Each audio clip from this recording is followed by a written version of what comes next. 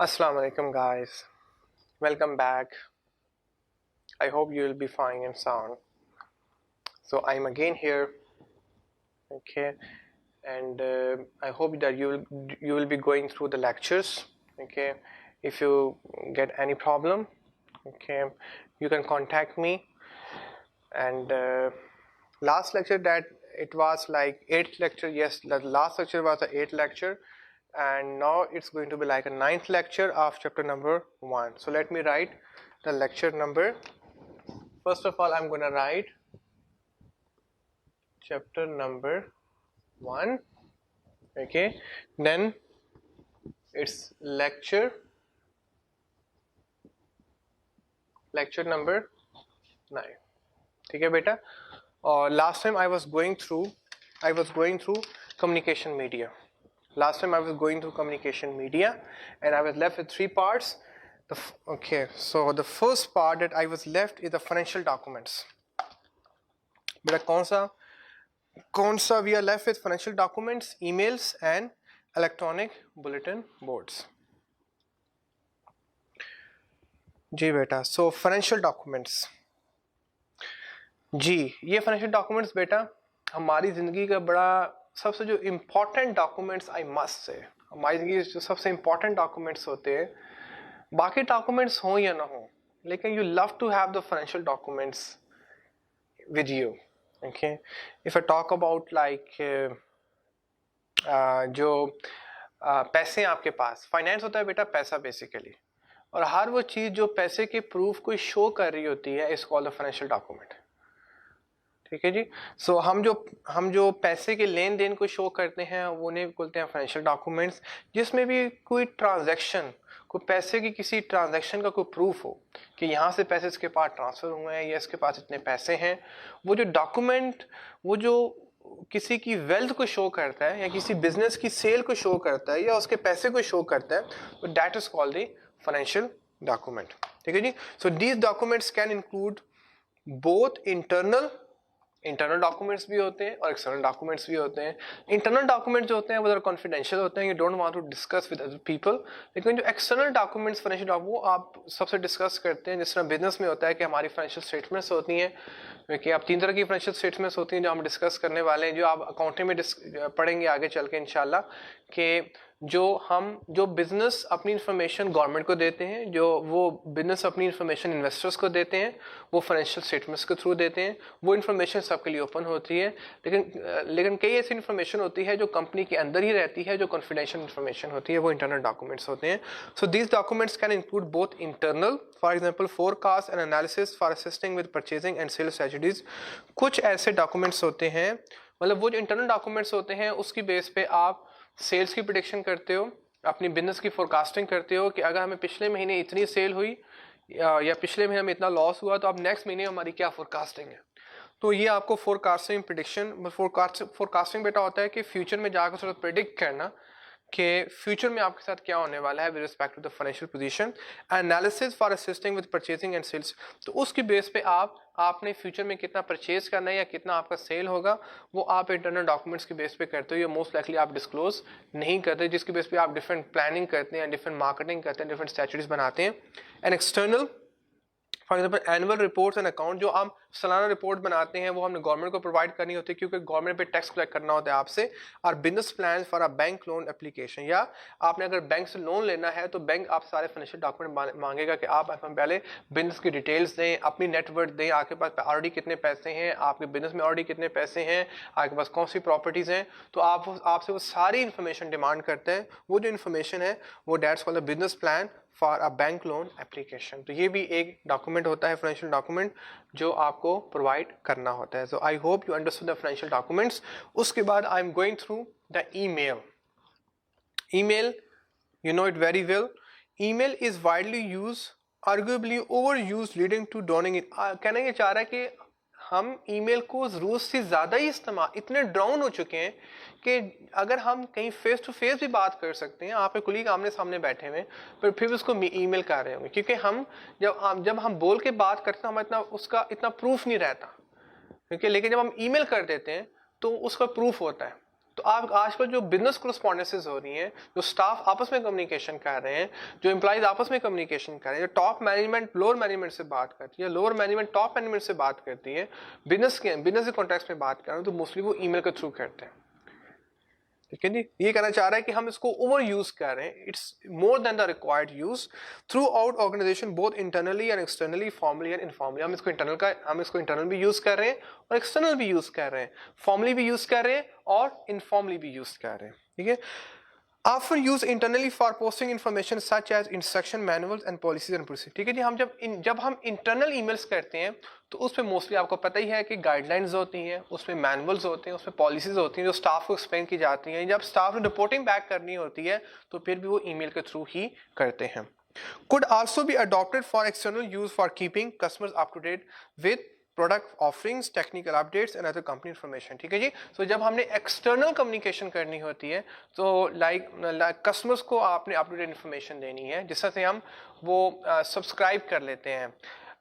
किसी भी कंपनी की वेबसाइट पे जाएं तो वहाँ पे न्यूज़ लेटर सब्सक्रिप्शन की एक वो बार होती है, आप अपना ईमेल आईडी देंगे तो वो जब भी उनके पास अप टू डेट इन्फॉर्मेशन होगी तो वो आपको ईमेल्स करते रहते हैं, ईमेल्स आपको करते रहते हैं। तो वो जो फॉर्म ऑफ ईमेल है दैट्स अ एक्सटर्नल ईमेल। वो कौन सी बेटा ईमेल है? That is called the external email. Okay जी, so I am done with the email as well. Now I am going for the electronic bulletin board. आजकल बेटा जो ट्रेंड है लाहौर में, आप देखें तो लाहौर की काफ़ी रोड्स पे आपको स्क्रीन्स वगैरह नजर आएंगी आजकल। ठीक है जी, आपको काफ़ी एलईडीज नज़र आएंगी जहाँ पे मार्केटिंग हो रही होती है। तो आजकल जो ट्रेंड है, हम ट्रेडिशनल बुलेटिन बोर्ड से निकल के हम इलेक्ट्रॉनिक बुलेटिन बोर्ड्स में कन्वर्ट हो चुके हैं या होते जा रहे हैं। ठीक है, ऑफन यूज इंटरनली फॉर, अब इसको मैं word by word go through कर रहा हूँ। Often use internally for posting information such as instruction manuals, policies and procedure. ठीक है जी, सो जिस तरह से जब आप बैंक में जाते हैं तो अगर आपने टोकन नंबर लिया है इनफैक्ट, तो वो टोकन नंबर ऊपर चल रहा होता है, तो वो internal information electronic bulletin board है। अगर आप रेलवे स्टेशन पे जाएं, अगर आप एयरपोर्ट पे जाएं, तो वहाँ पे जो फ्लाइट्स की इंफॉर्मेशन आ रही होती है या जो ट्रेन की इंफॉर्मेशन आ रही होती है अराइवल की या डिपार्चर की, that is also an internal electronic bulletin board की। आप जो इन्फॉर्मेशन जो है वो कन्वर्ट होती जा रही है into the electronically bulletin board में। could also be adopted for external use for keeping customer up to date with product offerings। yes, sorry, I'm going to take it back। okay जी, so ये external की बात कर रहा हूँ कि जिस तरह से रोड्स के ऊपर आपको स्क्रीन्स वगैरह नजर आती हैं, जो टीवी वगैरह लगे होते हैं जहाँ पे मार्केटिंग शो हो रही होती है, तो that's the external bulletin board. ठीक है, जो पहले मैंने बात की कि अगर बैंक के अंदर जाते हैं या आप रेलवे स्टेशन पे जाते हैं या आप एयरपोर्ट पे जाते हैं, तो सम हो वो इंटरनल इन्फॉर्मेशन है, वो जो एयरपोर्ट पे गया उसी को इन्फॉर्मेशन मिलने वाली है। ओके, लेकिन जो एक्सटर्नल इन्फॉर्मेशन है जहाँ पे है कंपनी अपनी इंफॉर्मेशन दे रही होती है तो जनरल पब्लिक। अच्छा, ये जो अगर मैं एयरपोर्ट की बात करूं बेटा, तो ये इंटरनल में भी फॉल करता है और एक्सटर्नल में भी फॉल करता है। इनफैक्ट अगर हम इस कॉन्टेक्स्ट में लिया जाए, अगर आप रेलवे की बात करें, इंटरनल में भी फॉल करता है और एक्सटर्नल में भी फॉल करता है। जो इंटरनल होते हैं वो सिर्फ स्टाफ के लिए होते हैं। अगर मैं उसको इस कॉन्टेक्स्ट में लूँ, जो इंटरनल इलेक्ट्रॉनिक बुलेटिन बोर्ड होते हैं वो सिर्फ स्टाफ के लिए होते हैं, वो एक लिमिटेड बाउंड्री में होते हैं। लेकिन एक्सटर्नल जो होते हैं वो हर कोई उसको गो थ्रू कर सकता है, उसमें कोई रिस्ट्रिक्शन ऐसा नहीं होती। ठीक है बेटा, so I am done with communication media. ठीक है जी, I was going through the communication media, so I cover today first 2.4 topic communication media. 2.4 first I covered communication media. Now I am going for a new topic and that is called the universals of interpersonal communication। जी बेटा, ठीक है बेटा, अब मैं new topic में जा रहा हूं 2.5, that is the universals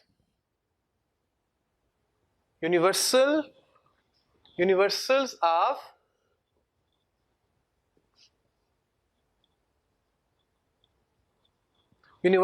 interpersonal बेटा।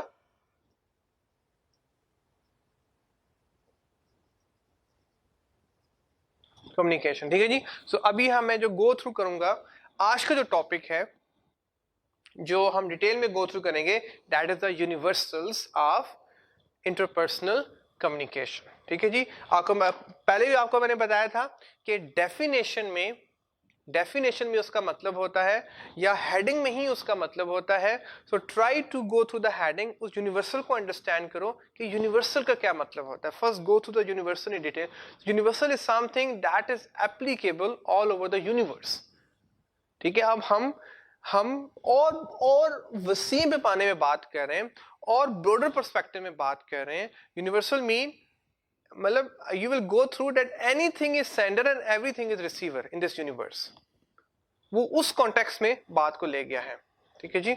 सो लेट मी गो थ्रू जी। सो यूनिवर्सल्स आपको अंडरस्टैंड, यूनिवर्सल कंपोनेंट्स जो ब्रैकेट में गिवन है, यूनिवर्सल्स, ठीक है, यूनिवर्सल्स या universal components of interpersonal communication. अब इंटरपर्सनल कम्युनिकेशन बेटा क्या होती है कि जो आप one to one, one to many और मैनी टू वन, मतलब आप जब एक ज्यादा लोगों से बात करते हैं या एक ज्यादा लोग जब एक ही पर्सन से बात कर रहे होते हैं, तो that is called the interpersonal communication. Okay, so a number of, I'm going through now textual form, a number of scholarly writers use a model called the universals of communication to describe the various components of interpersonal communication. ये ऐसे components है बेटा कि जो पूरी मतलब हर जगह apply होते हैं, ये they are quite understood, ये एक लॉ है जो होने ही होने हैं, ठीक है। मतलब universals they are gonna applicable everywhere around. The model include 10 याद रखिएगा इसमें कितने कंपोनेंट्स है बेटा, 10 कंपोनेंट्स है। जिस तरह बेटा आई मस्ट से कि दुनिया में जितनी भी चीजें हैं वो कंपोनेंट से चलती हैं। अगर बाइक की बात करूं तो अगर उसमें से एक कंपोनेंट भी मिस कर दो तो आपका बाइक या आपकी गाड़ी नहीं चल पाएंगे। इसी तरह से बेटा कम्युनिकेशन के भी 10 कंपोनेंट्स हैं। अगर आपने एक भी कंपोनेंट मिस कर दिया तो आपकी कम्युनिकेशन प्रॉब्लमैटिक हो सकती है, ठीक है। अब उसके बाद बेटा है the first component is the source and receiver. अब मैं थोड़ा सा बेटा इसको थोड़ा सा ब्रॉडर पर्सपेक्टिव में एक्सप्लेन कर दूंगा, इसके यहाँ पे थोड़ा सा और ब्रॉडर पर्सपेक्टिव में ले जाऊंगा। अब सोर्स जो है बेटा, पीछे हमने डिस्कस किया था, सिर्फ सेंडर का डिस्कस किया था। अब सेंडर मीन अ पर्सन और ऑर्गेनाइजेशन। अब सोर्स दुनिया की हर चीज एक सोर्स है। लाइक सूरज भी आपको कोई इंफॉर्मेशन दे रहा है, चांद भी को आपको इंफॉर्मेशन दे रहे हैं, हवाएं भी को आपको इंफॉर्मेशन दे रही हैं, आपको ना वो गर्मी भी कोई इंफॉर्मेशन दे रही है, सर्दी भी कोई इंफॉर्मेशन दे रही है, मतलब दुनिया के परिंदे भी आपको इंफॉर्मेशन दे रहे हैं, आपको दुनिया की हर चीज को ना कोई इंफॉर्मेशन दे रही है। तो अब आपने सोर्स को थोड़ा ब्रॉडर पर्सपेक्टिव में लेना बेटा कि दुनिया की हर चीज आपसे कम्युनिकेट कर रही है and everything every object is a sender. You have to take in this perspective, ठीक है। Every object is a sender, ठीक है। तो ये सोर्स की बात कर रहे हैं और रिसीवर डेफिनेटली हम जो लोग रिसीव करते हैं या वो और भी चीजें हो सकती हैं जो मैसेज को रिसीव कर रही होती हैं। So an interpersonal communication required at least 2 person. आपको पता ही है minimum 2 people are required interpersonal communication, the sender and the receiver. अब सेंडर जरा ब्रॉडर पर्सपेक्टिव में ले लो कि कायनात की हर चीज ही एक सेंडर है। Furthermore the universal model state that interpersonal communication needs to be 2 way. हमेशा 2 वे अच्छी कम्युनिकेशन होती है। जो इंटरपर्सनल कम्युनिकेशन होती है बेटा याद रखना वो 2 वे कम्युनिकेशन होती है। मतलब मैं आपसे कम्युनिकेशन कर रहा हूं, आपको भी कम्युनिकेशन करनी है हमारे साथ। वो कैसे कम्युनिकेशन करो, इसको गो थ्रू करो, जो राइज आपको इंस्ट्रक्शन दे रहा है उसको फॉलो करो। सिर्फ यही नहीं कि मैं आपसे इंस्ट्रक्शन, मैं ही आपसे कम्युनिकेशन किया जा रहा हूं और आप आगे से कम्युनिकेशन नहीं कर रहे। अब आपको लेक्चर को सुनना है, उसको पढ़ना है, उसको अंडरस्टैंड करना है, फिर जो हम आपको गाइडलाइंस देंगे आपने उनको गो थ्रू करना है। तो हमेशा जो अच्छी कम्युनिकेशन होती है वो सॉरी वो 2 वे कम्युनिकेशन होती है। ये कहना चाह रहे हैं it's a 2 way communication। okay, for example a public speech। अब जिस तरह से इफ आई टॉक अबाउट कि जिस तरह इमरान खान जो है टीवी पे आके स्पीच करते हैं, टीवी पे आके स्पीच करते हैं, ओके। अब it's not a real interpersonal कम, कोई सुनता है कोई नहीं सुनता, ओके। और उसके मुताबिक लोग एक्शन परफॉर्म नहीं करते, कुछ करते हैं मोस्टली नहीं भी करते, ओके जी। अब ये जो है ये पब्लिक स्पीच है। पब्लिक स्पीच ये होता है कि जबरदस्ती आपको एक चीज सुनाई जा रही है, आप विलिंग है या नहीं है, आप एक्शन परफॉर्म करना चाहते हैं नहीं, you have to listen, that's a public speech, ठीक है। लेकिन जहां पे दोनों विन विन सिचुएशन होती है, दोनों विलिंग होते हैं उस कम्युनिकेशन का पार्ट बनने में, उस कम्युनिकेशन को आगे चलाने में. That is the real interpersonal communication. तो ये कहना चाह रहे for example public speech is a one way. जो पब्लिक स्पीच होती है, जो स्पीकर्स होते हैं वो वन वे कम्युनिकेशन करते हैं, and therefore not consider interpersonal communication. याद रखिएगा, sometime asked by the ICAP कि जो पब्लिक स्पीच होती है ये इंटरपर्सनल कम्युनिकेशन होती है कि नहीं होती. तो public speech is not an interpersonal communication, क्योंकि both parties are not 100% with 100% into it. ठीक है जी. जिस तरह से मैं आपसे बात कर रहा हूं, अगर आपके पास भी इतनी ही आजादी हो बात करने की, अगर आप इस तरह से ही बात, जैसे आप दोस्त के साथ होते हैं, जिस तरह आप बात करते हैं वो भी आपसे वैसे ही बात कर रहा होता है. ठीक है. अब यहाँ पे दोनों के पास इक्वल फ्रीडम है. दैट इज द रियल रूह, real soul of, I must say, of interpersonal communication. ठीक है. Now move on the next one, encoding and. Definitely जी, जो सेंडर होता है वो इनकोड करता है, हम इसको ऑलरेडी गो थ्रू कर चुके हैं. जो सेंडर होता है वो इनकोड कर रहा होता है, और जो रिसीवर होता है वो क्या कर रहा होता है, वो डिकोड कर रहा होता है. अब जो इनकोडिंग और डिकोडिंग है, ये आप बताना चाह रहे हैं कि वो किस तरह से होती है. अब interpersonal communication required message to be reduce to a written or spoken form. ये हमने बेटा पहले पढ़ा था कि जब भी इनकोडिंग होती है उसको हमने रिड्यूस करना होता है in order into a spoken form और इनटू अ रिटन फॉर्म. ठीक है. अब रिटन फॉर्म में हम जो इसको जो रिड्यूस करते हैं वो ईमेल की फॉर्म में करते हैं, वो लेटर की फॉर्म में करते हैं, वो हम सर्कुलर की फॉर्म में करते हैं. We have gone through different mediums. और जो स्पोकन की फॉर्म में like I am speaking with you, तो इसको मैंने रिड्यूस कर दिया. सेंट, अगर जब बोलते हैं तो हम साउंड और लाइट, आपको पता है ना, जो आवाज जो मूव करती है वो इस साउंड वेव्स की शेप में जाती है. अभी आपके पास जो मेरी आवाज पहुंच रही है, जो आवाज रिकॉर्ड हो रही है, वो इसमें साउंड वेव्स की शेप में रिकॉर्ड हो रही है. ठीक है बेटा. और अगर रिटन फॉर्म में है तो उसको फिर हम डिफरेंट चैनल्स के थ्रू फॉरवर्ड करते हैं. तो आपको पता ही है, जो हम पहले डिस्कस कर चुके हैं. अगर आप लेटर फॉरवर्ड करना है तो पोस्ट ऑफिस अवेलेबल है, उसके लिए आपके पास TCS अवेलेबल है, OCS अवेलेबल है, बाय हैंड आप जाके दे सकते हो. तो there are different ways through which you can send your message, then decoded by the. जब उसके पास ये इनकोडिंग पहुंच जाती है through these different mediums, okay, तो फिर रिसीवर उसको प्रॉपर तरीके से डिकोड करता है. कल समझ आ गई बेटा? यहां तक okay. Now I am moving for the third point. The third component, I discussed the two components till now. The first component is the first component is the source and receiver, and the second component is encoding and decoding. So the third component is the compliance and performance. अब कहना ये चाह रहा है, अब इसको पहले go through करते हैं. Competence in a common language necessary for effective encoding and decoding. मैं आपसे बात कर रहा हूं, पहले मुझ में वो स्किल होगी तो आपसे बात करूंगा ना. आप मेरा लेक्चर अंडरस्टैंड कर रहे हो, आपके अंदर वो स्किल होगी तो अंडरस्टैंड करोगे ना. अगर मुझ में स्किल नहीं है बोलने की और आप में स्किल नहीं अंडरस्टैंड करने की, तो फिर कम्युनिकेशन नहीं हो पाएगी. ये कहना चाह रहा है कि पहले स्किल तो होनी चाहिए, पहले वो रिक्वायर्ड एबिलिटी, कैपेबिलिटी तो होनी चाहिए उसको अंडरस्टैंड करने के लिए. अगर वो कैपेबिलिटी ही नहीं है, अगर वो एबिलिटी नहीं है, how you can understand. Further more, competence in communication skill is also required. ठीक है जी. तो आप बेसिक स्किल्स भी होनी चाहिए कि उससे बात कैसे कर, फिर बात कैसे कन्वे करनी है वो भी आपको पता होना चाहिए. तो सिर्फ नॉलेज का आना इंपॉर्टेंट नहीं है. मेरे पास नॉलेज आ गया, मैंने पढ़ के नॉलेज गेन कर लिया, इंपॉर्टेंट नहीं है. अब उसको प्रॉपर वे में आपको डिलीवर करना is also very big task, is a very big challenge. तो सिर्फ किताबों को पढ़ लेना, सिर्फ लेक्चर को सुन लेना इज नॉट सफिशिएंट. ओके जी. वो स्किल डेवलप करना, स्किल आती है बेटा, उसमें मार खाओ, उसमें प्रैक्टिस करो. The more you practice the more you become good into it. So सिर्फ एक चीज का अंडरस्टैंड करने से कंपिटेंसी नहीं आती. जो रियल कंपिटेंसी आती है नॉलेज प्लस स्किल.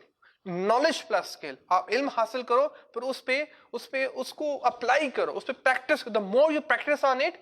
और हमारे रसूल ने फरमाया था कि माँ की गोद से लेकर कब्र तक इल्म हासिल करो, फिर उसको प्रैक्टिस भी, उसको इंप्लीमेंट भी करो. The more you implement, the more you become competent in your field.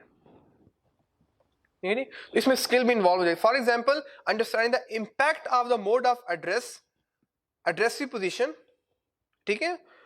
When to speak and when to keep silent and being able to adapt the message in relation to the context. फिर ये कहना चाह रहा है कि अब आप, ये कॉम्पिटेंसी बेटा ये होती है, स्किल ये होती है, सलाहियत ये होती है, एबिलिटी ये होती है कि आप उस सिचुएशन के मुताबिक उसको हैंडल कर लो, आप उस बंदे को उस बंदे के मुताबिक हैंडल कर लो, अब वो जो जिस कैफियत में आया उसके मुताबिक उसको हैंडल कर लो। आपके पास नॉलेज तो आ गया, लेकिन अगर आप में ये कैफियत, अगर आप में ये स्किल नहीं आई कि आप सिचुएशन के मुताबिक उसको हैंडल कर सको, आप उसको उस वो जिस कैफियत में आया उसके मुताबिक आप उसको लेके जा सको या उसके मुताबिक कम्युनिकेट, तो उसका मतलब आप पे कॉम्पिटेंसी नहीं आई। कॉम्पिटेंसी लाने का जो मेन कॉम्पिटेंसी उसी वक्त डेवलप होती है बेटा कि जब आप सिचुएशन को भांप सकते हो, जब आप पर्सन को भांप सकते हो, जब आप कॉन्टेक्स्ट को अंडरस्टैंड कर सकते हो, तो फिर ही आप में कॉम्पिटेंसी आती है। और कॉम्पिटेंसी आती है बेटा प्रैक्टिकल लाइफ से, ठीक है, और लेकिन जो प्रैक्टिकल लाइफ की बेस्ड है वो आपका नॉलेज है।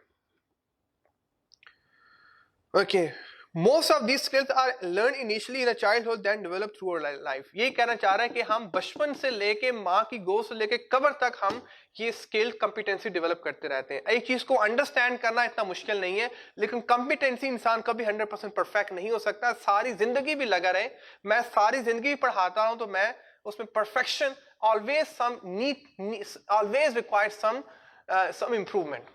Nobody can say that they are perfect. Nobody is perfect. I am not perfect. You are not perfect. Nobody is perfect on this earth. हर इंसान में कोई ना कोई मिस्टेक्स होती हैं, हर इंसान में कोई ना कोई अल्लाह पाक ने कमियां को वीकनेसेस रखी हुई हैं। So try not to take me as a perfect and don't judge me from that angle, and even you are not perfect. ठीक है बेटा, तो ये कहना चाह रहा है कि कॉम्पिटेंसी डेवलप करो। कॉम्पिटेंसी कम्युनिकेशन करने के लिए आपको जो रिक्वायर्ड स्किल है दैट्स अ कॉम्पिटेंसी। ओके, और इसमें उसने जो उसने लिखा है कंप्लायंस एंड परफॉर्मेंस। अब जितनी अच्छी कॉम्पिटेंसी होगी, जितनी अच्छी स्किल होगी, आप इतना ही अच्छा कंप्लायंस मतलब उसके मुताबिक कम्युनिकेशन कर पाओगे। जिस तरह से मुझ में जितनी अच्छी कॉम्पिटेंसी होगी आपको डिलीवर करने की, इतना अच्छा ही मैं आई के मुताबिक आपको पढ़ाऊंगा, और जितना अच्छा आपको आई के मुताबिक लेके चलूंगा ऑटोमेटिकली आपके परफॉर्मेंस इंप्रूव होने वाली है। So compliance and performance is based upon the competency. If you got a good competency, your compliance is auto gonna be developed, and compliance, along with the compliance, your performance will be automatically improved. Then I'm going to discuss the fourth component. The fourth is message and channeling. उन्हीं चीजों को repeat करा जो हम previous lectures में go through कर चुके हैं। Okay, so message and channeling. Interpersonal communication involves the sending of a signal to the receiver, ठीक है जी, whether by gestures, voice, visual, touch, smell, taste और कॉम्बिनेशन ऑफ दैट। ठीक है जी, अब कहना चाह रहा है कि अगर आप स्पोकन फॉर्म में कम्युनिकेशन कर रहे हो, if you are communicating in a spoken form, बोल के कम्युनिकेशन कर रहे हो, या आप मतलब आप एक्सप्रेशन के थ्रू भी कम्युनिकेशन कर सकते हो। ठीक है, लाइक थम्स अप के थ्रू कम्युनिकेशन कर सकते हो, आई कॉन्टैक्ट के थ्रू कम्युनिकेशन करते हैं हम, और ये कम्युनिकेशन ज्यादा परसुएसिव होती है, ये कम्युनिकेशन आप पे ज्यादा impact as compare to when you speak something. इशारों से कम्युनिकेशन करते हैं आप लोग, देखिए जेस्चर्स के थ्रू आवाज़ें निकालते हैं। देखिए स्मेल आपसे कम्युनिकेशन कर रही है, कोई अच्छी स्मेल आ रही है या कोई बैड स्मेल आ रही है। देखिए टेस्ट आपको एक स्पेशल कम्युनिकेशन करता है कि इसका टेस्ट कैसा है, इसका टेस्ट अच्छा है या बुरा है, और कम्बिनेशन। अगर हम पांचों सेंसेस का इस्तेमाल करें तो हम मोस्ट लाइकली आजकल जो कम्युनिकेशन कर रहे हैं वो 2 या 3 सेंसेस का इस्तेमाल करते हैं। हम अगर पांचों सेंसेस का इस्तेमाल कर लें अपनी कम्युनिकेशन में, तो हमारी communication going be like a wonderful communication. क्या हमारी आंखें भी प्रॉपर कम्युनिकेशन कर रही है, हमारे कान भी एक्टिवली इन्वॉल्व हो गए हैं, हमारे हाथ, हमारा नाक, हमारी जबान, हर चीज उसको सेंस कर रही है, उसको फील कर रही है। तो that's real communication. The channel is a medium through with the message is being conveyed. भी कहना चाह रहा है कि चैनल के थ्रू हम मैसेज को फिर कन्वे करते हैं। नॉइस हम ऑलरेडी डिस्कस कर चुके हैं। Next point, the next component is the self feedback and feedback from others. Feedback from other already we have gone through detail के फीडबैक फ्रॉम अदर्स हम कैसे लेते हैं। अब यहाँ पे जो मेन जो फोकस कर रहा है वो फीडबैक बाय योरसेल्फ। जो सुबह शाम हम अपना तजिया करते हैं, सुबह शाम जो अपना एनालिसिस करते हैं, अपने गिरबान में झांकते हैं कि हम कितने पानी में हैं। सो फीडबैक वाज इंट्रोड्यूस अर्लियर, हम इसको ऑलरेडी डिस्कस कर चुके हैं। In the context of universals, self feedback refer to the sender hearing themselves and sensing their movement in order to correct themselves, rephrasing something or confirm their communication was successful। ठीक है जी, तो self feedback, अपना हिसाब बेटा खुद कर लो, अपना तजिया खुद कर लो, अपना हिसाब खुद कर लोगे, अपने आप खुद इंप्रूव कर लोगे, देखिए तो दुनिया पत्थर नहीं मारेगी। देखिए दुनिया आपको अप्रीशिएट, लेकिन अगर आप खुद अपने आप को ठीक नहीं करोगे तो फिर दुनिया आपको ठीक करेगी। दुनिया आपको ठीक करती हुई बड़ी तकलीफ होती है। अपने आप को खुद एनालिसिस करो। वो क्या हदीस है कि मोमिन का आज उसके कल से बेहतर होता है, जो उसका प्रीवियस गुजर चुका है, एवरी डे ही इंप्रूव्स। आप अपने आप को डेली इंप्रूव करो, अपना तजिया, अपना एनालिसिस करो, सेल्फ अवेयरनेस करो, खुद शनाख्ती करो कि कल मैं कहां पे खड़ा था, अपने आप को कैसे इंप्रूव कर सकता हूं, जो मुझसे मिस्टेक्स पहले हो चुकी हैं उनको मैं कैसे इंप्रूव कर सकता हूं। अपने आप को खुद इंप्रूव करने की कोशिश करो, सेल्फ डेवलपमेंट करो। देखिए अगर खुद अपने आप को इंप्रूव नहीं करोगे तो फिर दूसरे ठीक। सपोज आप घर में, आपको suppose you are not behaving like your father demands from your parent demand from you have to improve yourself not to survive at home। अगर आप इंप्रूव नहीं करेंगे तो फिर आपको फादर आपको अपने हिसाब से ठीक करेंगे। अगर फिर भी इंप्रूव नहीं करेंगे तो ultimately the time has come to take you out from the home, to kick you out from the home। The same happened with the organization। If you want to survive in the organization, you have to change according to what the organization demands। And if you don't change, ultimately they will change in a strict way, but even ultimately you're not going to be changed, then the time has come to fire you, to kick you out, to make your football and kick you out। ठीक है जी, ये कहना चाह रहा है कि अपना हिसाब करते रहो। जब सुबह शाम जो आपको सोचें आ रही हैं, जो आपको ख्यालात आ रहे हैं, उन वो सोचो कि मुझे एक थॉट प्रोसेस क्यों आ रहे हैं, मुझे इस तरह के थॉट प्रोसेस क्यों आते हैं, उनका एनालिसिस करो, उनको फिर कवर अप करने की कोशिश करो। There are different technique that we study later on कि उनको कैसे हम कवर अप कर सकते हैं। हमें डिफरेंट थॉट प्रोसेस, हमारा माइंड जो सोचता है 1 घंटे में ऑलमोस्ट, आप मेरे साथ 1 घंटे में है तो आपका माइंड ऑलमोस्ट 700 to 800 टाइम्स ऐसे से मूव करने वाला है। कभी इधर जाएगा कभी इधर जाएगा, मैं एवरेज बात कर रहा हूं। कभी आपका माइंड इधर मूव करने वाला है, कभी इधर मूव करने वाला है। तो उनको कंट्रोल करो। देखिए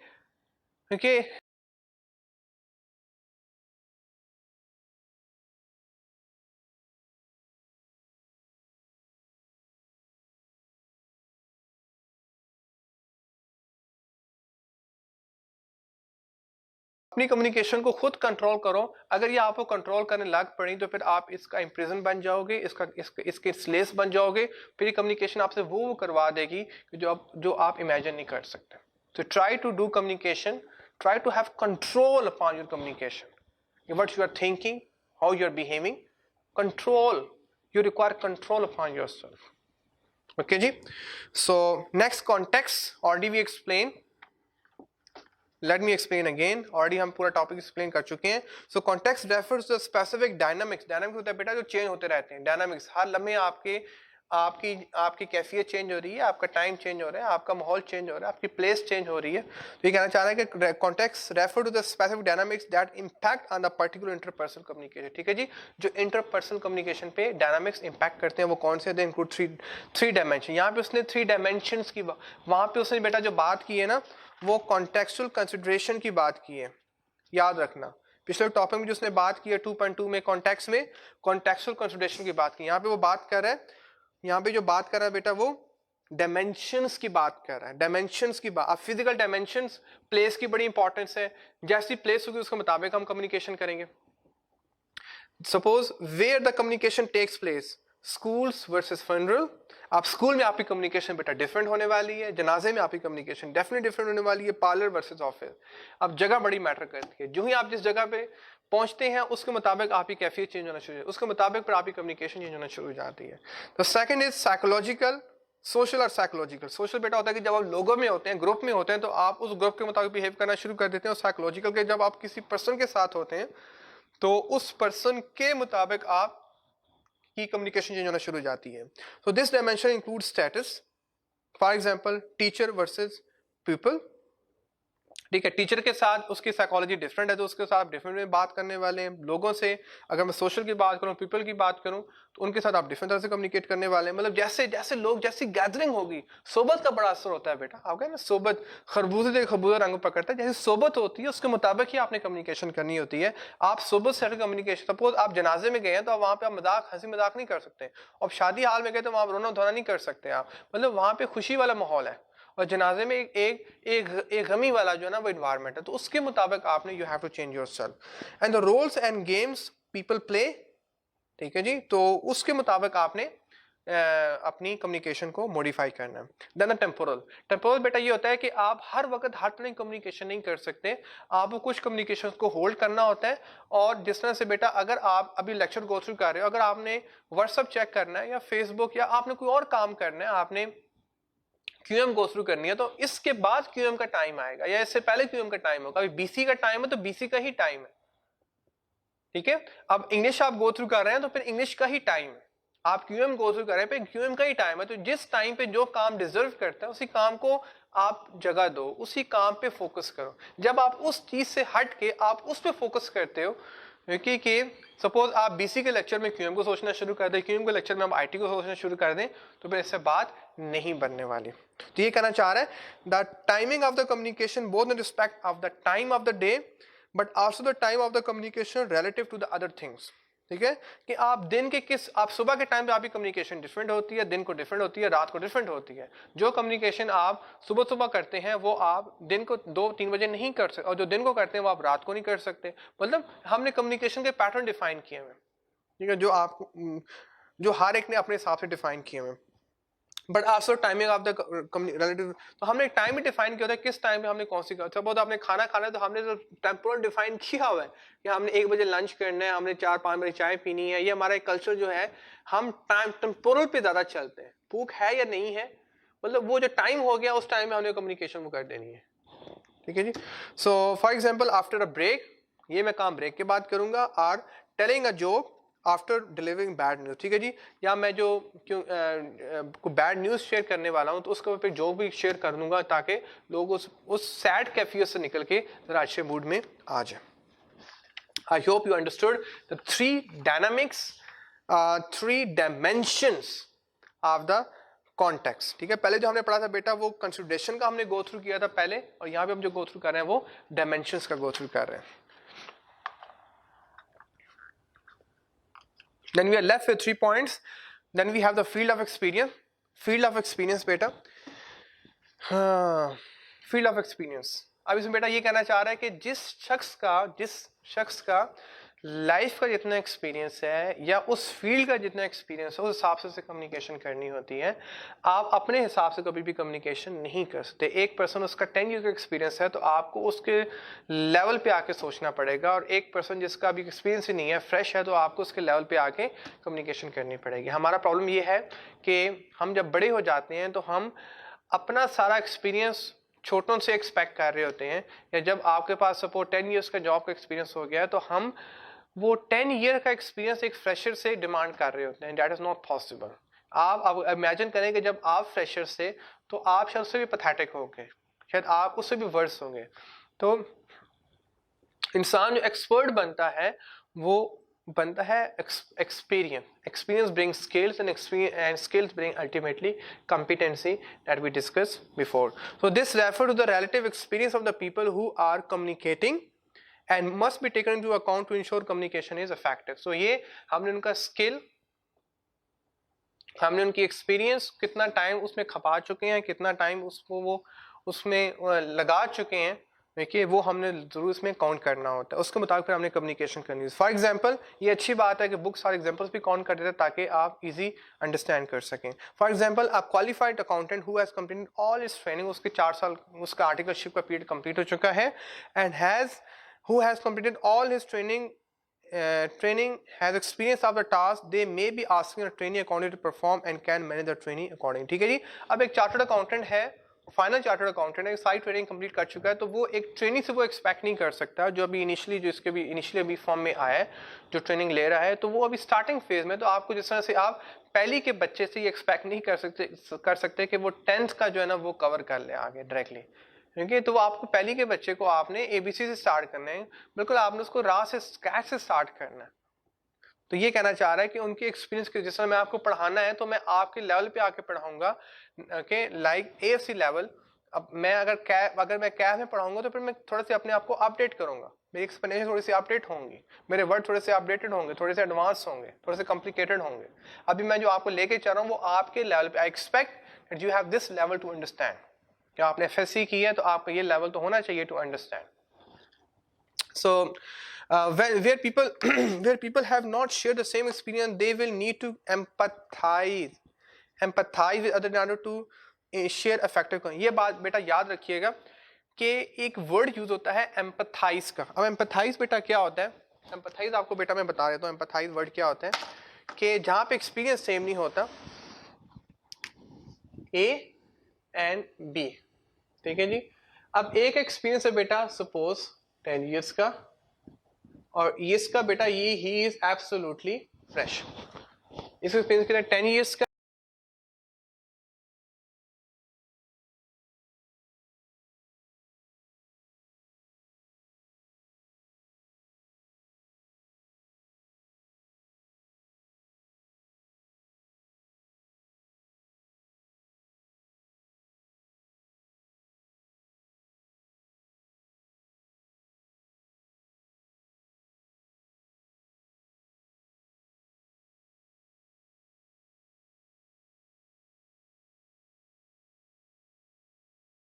अब ये अपने मुताबिक कम्युनिकेशन नहीं कर सकता और ये अपने मुताबिक कम्युनिकेशन नहीं कर सकता, ठीक है। इसको इसके मुताबिक कम्युनिकेशन करनी होगी कि यार ये फ्रेशर है तो इसको तो अभी कुछ आता ही नहीं है, तो मैं इसको स्क्रैच से लेके चलता हूं। इस कॉन्सेप्ट को बेटा बोलते हैं एम्पथाइज करना। इसको याद रखना, ठीक है। अपनी जात से निकल के दूसरों की जात के मुताबिक कम्युनिकेशन करना is called the empathization. This concept is very important communication. इसको हम बार बार पढ़ने वाले हैं कि अपनी जात से निकल के, अपने एक्सपीरियंस से निकल के, अपने नॉलेज से निकल के अगले बंदे को नोट डाउन करो कि वो कहाँ पे स्टैंड करता है, उसके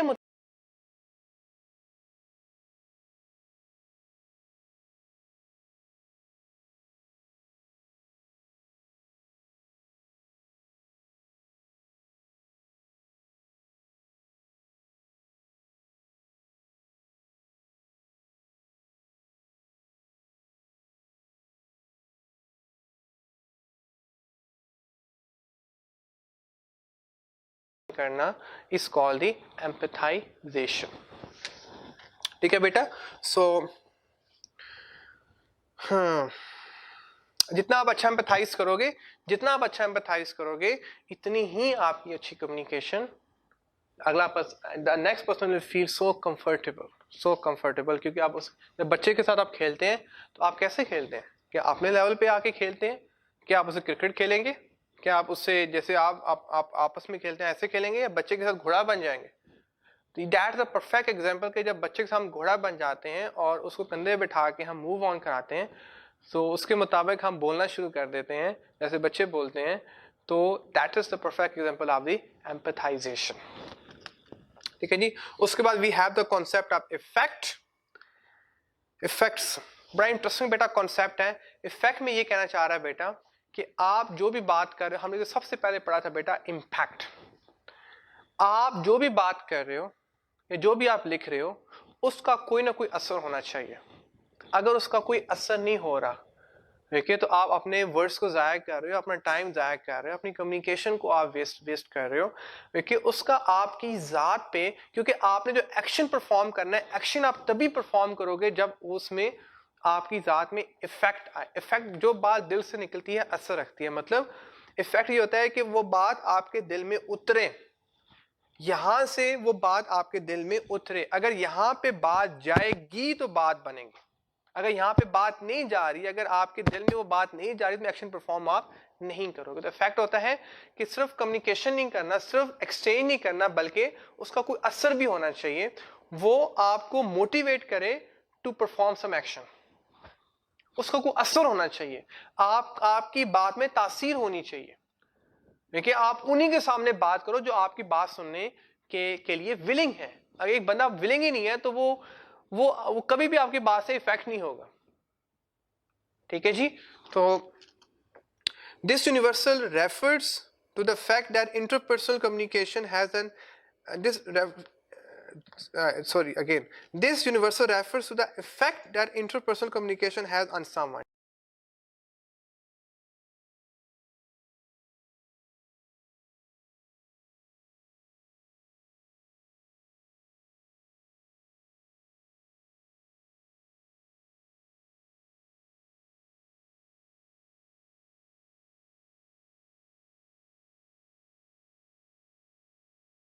असर डालती, आपकी बात दूसरे पे क्या असर डालती है, कितना असरअंदाज होती है, कितनी मुअस्सर होती है, ये डिस्कस कर रहे हैं.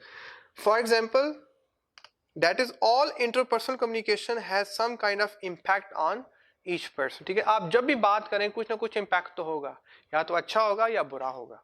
अगला बंदा उसको कोई ना कोई असर तो लेता है, उसको कोई ना कोई इफेक्ट तो उस पर आता ही है. अब ये डिपेंड करता है कि उसने वो उसका इफेक्ट अच्छा लिया या बुरा लिया, और वो उसके एक्सप्रेशन सम हो डिस्कस कर देते हैं, बता देते हैं, सेल्फ एक्सप्लेनेटरी होते हैं कि उसने आपकी बात को लाइक किया या डिसलाइक किया. Then the last of this universals of interpersonal communication, the last component is the ethics. कि जब भी हमें दूसरों से बात करनी है तो बेटा कुछ रवायात का ख्याल रखना होता है, कुछ असूलों का ख्याल रखना होता है, कुछ जवाबित का ख्याल रखना होता है, कुछ रेगुलेशंस का ख्याल रखना होता है.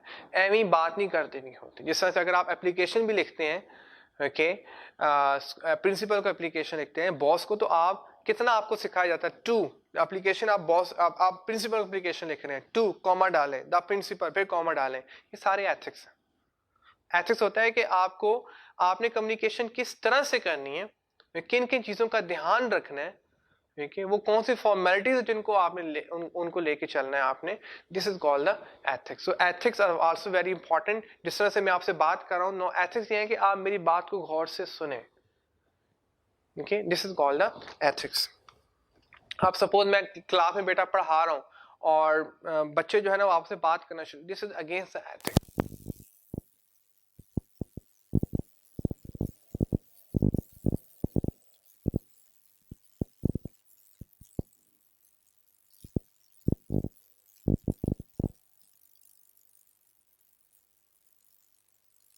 Ethics of the communication.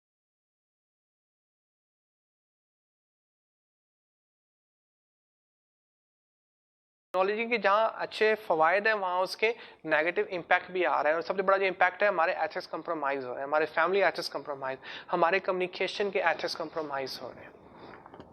अब देखें, आप रोड पे जब जाते हैं बेटा तो कितनी एक हलचल होती है, एक पीछे से हारन दिए जा रहे हैं, पीछे से लाइट्स दी जा रही हैं, यू नो, जिगजैग हुआ जा रहा है. क्यों? ये ड्राइव आना इज नॉट इम्पॉर्टेंट. आप कैसे ड्राइव करते हैं दैट इज इम्पॉर्टेंट. शेफ बनना इज नॉट इम्पॉर्टेंट, टीचर बनना इज नॉट इम्पॉर्टेंट, अकाउंटेंट बनना इज नॉट इम्पॉर्टेंट. ओके बेटा, so I am done with the ethical part. Okay, I hope you understood the components, universal components of interpersonal communication, and that's it from my side. So I'm done with lecture number 9. Okay, and I hope the most important what I feel, empathize. Okay, empathize को बेटा याद रखिएगा. empathize क्या होता है कि जब हम अपनी ज़ात से निकल के दूसरों के मुताबिक कम्युनिकेशन करते हैं तो that is called the empathization. Okay, thank you very much. Gonna see you in the next lecture. Well done.